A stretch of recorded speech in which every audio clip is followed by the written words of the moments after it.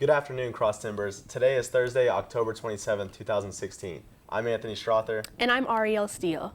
In campus news, Lone Star Arena was filled with cowboys and cowgirls in full costume for the annual TSU Halloween Rodeo.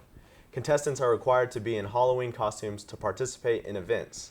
The contestants not only have the opportunity to compete in rodeo events, but also in a costume contest held between the saddle bronc riding and goat tying teams. In local news, the polls are now open in Erath County. Registered voters may now cast their ballots prior to the November 8th presidential election until the end of this week. Our news team went out early this morning to scope out the scene and talk to voters who are taking advantage of this opportunity. I voted early mainly because I wanted to be able to get in there and get out as fast as possible. Some of the benefits of voting early, you get to see who's on the ballot.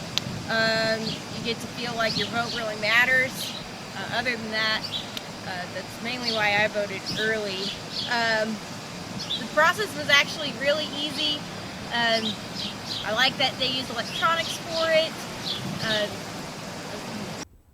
Citizens registered to vote in Erath County can head to the Erath County Courthouse between the hours of 8 a.m. and 5 p.m. to cast their vote.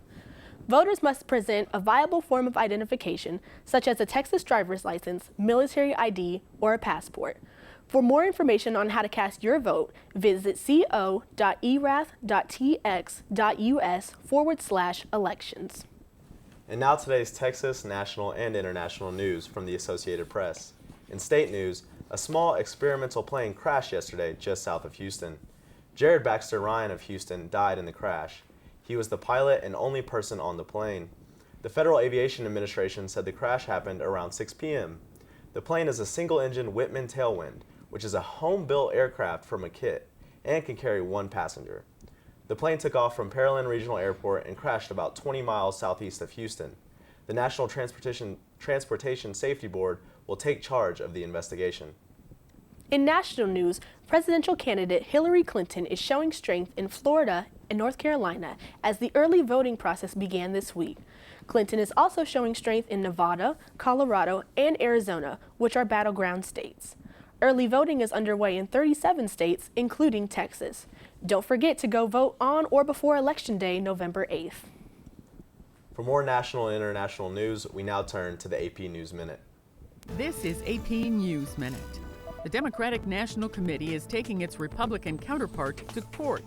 Democrats filed federal court papers accusing the Republicans of supporting presidential candidate Donald Trump's campaign to intimidate and discourage minority voters from voting. The Republicans call the filing meritless. There are no reports of serious injuries after two strong earthquakes shook central Italy. The quakes were aftershocks from an earthquake that killed hundreds 2 months ago.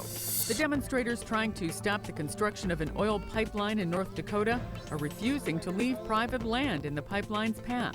Civil rights activist Jesse Jackson joined the protesters on Wednesday. And the Chicago Cubs and the Cleveland Indians are tied at 1 win apiece in the World Series. Chicago won 5-1 on Wednesday night. Sandy Kozel, The Associated Press, with AP News Minute. In sports, the Associated Press reports that Dallas Cowboys quarterback Tony Romo participated in throwing drills at yesterday's practice for the first time since his back injury in August. While Romo most likely will not be playing in this week's game, it is a big step in his return. The Cowboys have won 5 straight games with rookie starter Dak Prescott at quarterback, making their record 5-1.